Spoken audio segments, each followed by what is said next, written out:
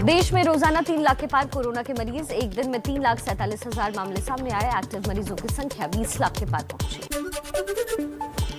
दिल्ली और मुंबई में कोरोना की रफ्तार घटी। दिल्ली में 24 घंटे में 10,756 तो मुंबई में 5,000 नए केसेस।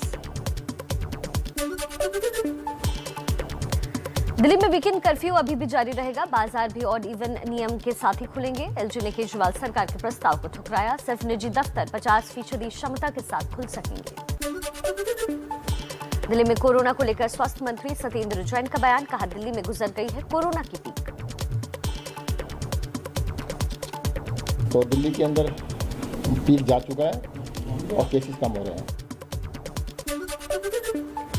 मुंबई में सोमवार से खुलेंगे स्कूल। ऑफलाइन और ऑनलाइन दोनों क्लासेस चलेंगी। टिफिन लाने को मना किया गया है। कोरोना के नियमों का सख्ती से करना होगा पालन। मुंबई में एक दिन में 18 पुलिसकर्मी कोरोना पॉजिटिव पाए गए। अब तक मुंबई में 10,000 से ज्यादा पुलिसकर्मी कोरोना संक्रमित हो चुके हैं। 127 पुलिसकर्मियों की कोरोना से मौत भी हुई। मशहूर गायिका लता मंगेशकर अब भी आईसीयू में भर्ती हैं। डॉक्टरों ने अपील की। कहा, दीदी की सेहत को लेकर कोई अफवाह ना फैलाएं। जल्द स्वस्थ होने के लिए प्रार्थना करें। हैदराबाद में नकली कोविड वैक्सीन सर्टिफिकेट बनाने वाले 2 गैंग का हुआ पर्दाफाश। ज्यादा पैसे लेकर कोरोना की नकली नेगेटिव रिपोर्ट भी देते थे। सरकारी सर्वर से हजारों लोगों का कोरोना से जुड़ा डेटा लीक हुआ। सरकार की सफाई। मामले की जांच की जा रही है। शुरुआती जांच में लीक का मामला कोविन से जुड़ा नहीं है। चुनाव के बीच सुबह 11 बजे देश के कई जिलों के डीएम से संवाद करेंगे प्रधानमंत्री मोदी। जिलों में चल रही विकास परियोजनाओं का लेखा जोखा लेंगे। 5 राज्यों में विधानसभा चुनाव को लेकर चुनाव आयोग की आज समीक्षा बैठक। रैलियों और रोड शो पर लगी रोक को लेकर होगा फैसला। पश्चिमी यूपी में बीजेपी का सुपर शनिवार। कैराना में अमित शाह तो अलीगढ़ और बुलंदशहर में योगी करेंगे घर घर प्रचार। बिजनौर में जेपी नड्डा करेंगे पार्टी नेताओं के साथ मंथन। 2017 में तो कैराना के प्लान का एक व्यापारी मेरे पास आया था और उस समय उसने अपनी पीड़ा मुझे बताई थी। मैंने उन्हें फिर इस बात का उस समय आग्रह किया था कि आप वापस आइए। वो उद्यमी वापस कैराना में आए।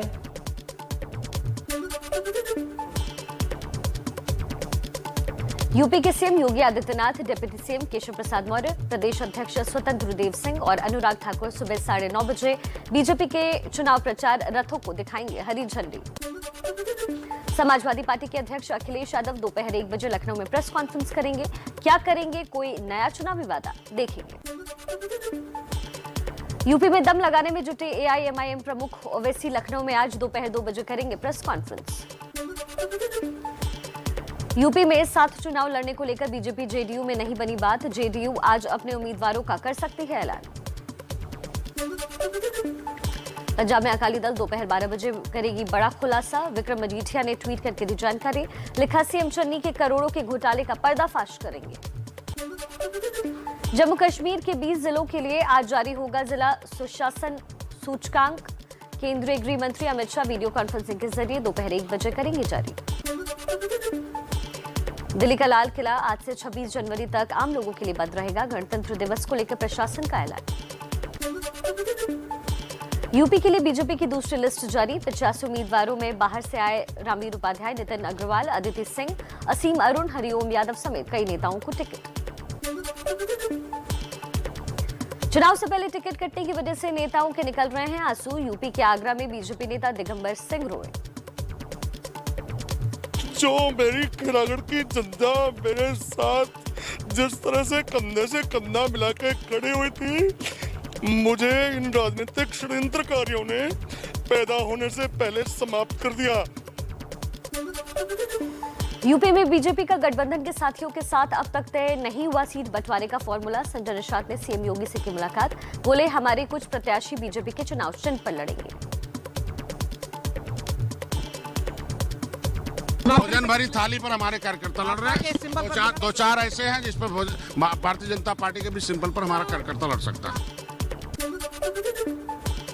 मिशन यूपी पर बीजेपी अध्यक्ष जेपी नड्डा। आगरा में कार्यकर्ताओं को चुनावी मंत्र देने से पहले राजेश्वर महादेव मंदिर में पूजा अर्चना की।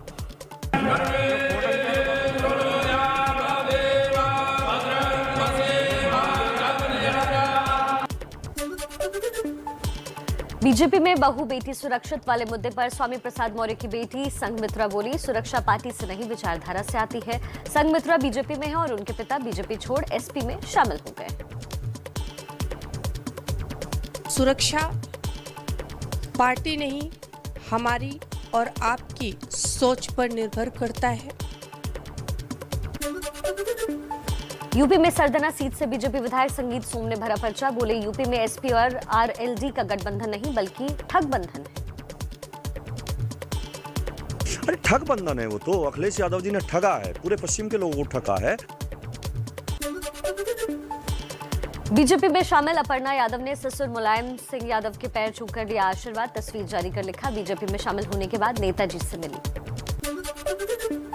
लखनऊ में समाजवादी पार्टी ने चुनाव आयोग से बीजेपी की शिकायत की, कहा बीजेपी चुनाव आचार संहिता का उल्लंघन कर रही है। आइए कुछ और खबरें देखते हैं तेज रफ्तार के साथ। यूपी के युवाओं के लिए कांग्रेस का घोषणा पत्र जारी, 20 लाख सरकारी नौकरियों के अलावा खाली पड़े 1.5 लाख शिक्षकों के पद भरने का किया वादा। हम 20 लाख रोजगार दिलवाएंगे, जिसमें से 8 लाख रोजगार जो आरक्षण के प्रावधान है उनके तहत ही महिलाओं को भी मिलेंगे।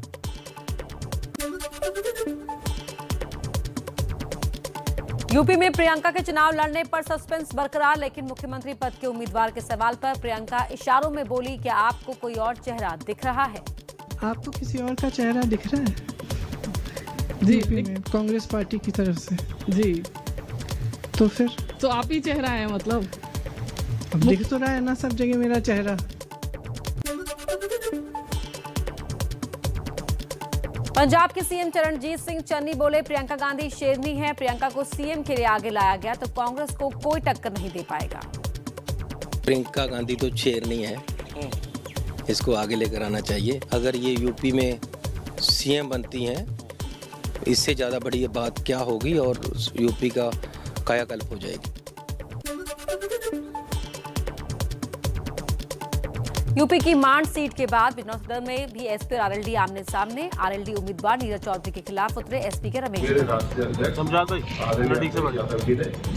पार्टी का सिंबल लेकर दोनों ही जीत जाओगे मुझे लग रहा है। पर भाई तो कहीं ना कहीं कुछ ना कुछ चीजें जो हैं वो मिसअंडरस्टैंडिंग में आ जाती हैं और उन्हें सॉर्ट आउट होने में कुछ घंटों का वक्त लगता है।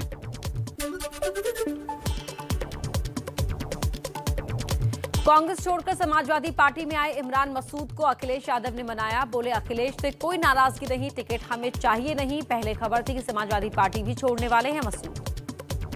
नहीं, मैं नाराज था ही नहीं, ये पता नहीं कहां से चर्चाएं शुरू हुई कि मैं नाराज हूं।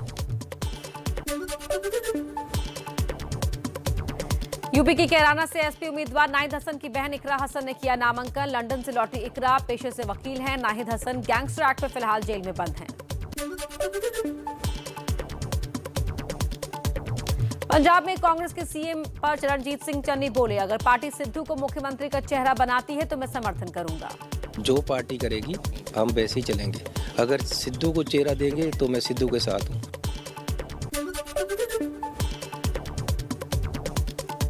पंजाब के मुख्यमंत्री चरणजीत सिंह चन्नी 2 सीट से लड़ सकते हैं चुनाव। चमकौर साहिब के अलावा मालवा इलाके की सीट से भी खड़े होने की उम्मीद। अरविंद केजरीवाल पर मानहानि का केस कर सकते हैं चन्नी। ईडी के छापों को लेकर चन्नी पर हमला कर रहे हैं केजरीवाल। चन्नी ने कहा, पार्टी से मानहानि का केस करने की इजाजत मांगी है। इन्होंने पहला कई बार लाइन पार करी है और कई बार यह माफी मांग के भज चुके हैं। पैसे किसे तो मिले, रेडां किसे दे होईयां, मेरी फोटो दे नाल ਚੱਕ के पैसों की फोटो पा के मन्नू बेईमान दस रहा।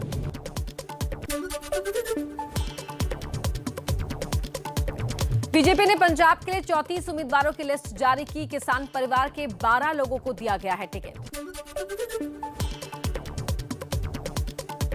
पंजाब में आम आदमी पार्टी ने बची हुई 4 सीटों पर भी उम्मीदवारों का ऐलान किया। पंजाब में आप के सभी 117 सीटों पर प्रत्याशी घोषित।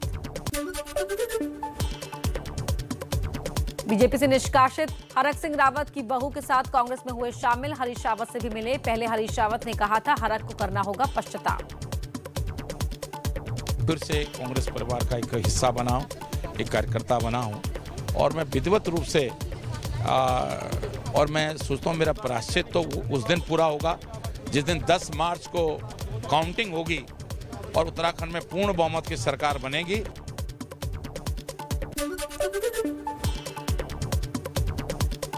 दिवंगत नेता मनोहर पर्रिकर के बेटे उत्पल का गोवा की पंजिम सीट से निर्दलीय चुनाव लड़ने का ऐलान। बीजेपी से टिकट नहीं मिलने से नाराज हैं Utpal. I like to announce that I will be contesting as an independent candidate from Panji constituency. Corona की वजह से गणतंत्र दिवस की परेड का रूट इस साल भी छोटा होगा। विजय चौक से शुरू होकर इंडिया गेट के नेशनल स्टेडियम के पास खत्म होगा। इस बार सिर्फ 8,000 दर्शक होंगे।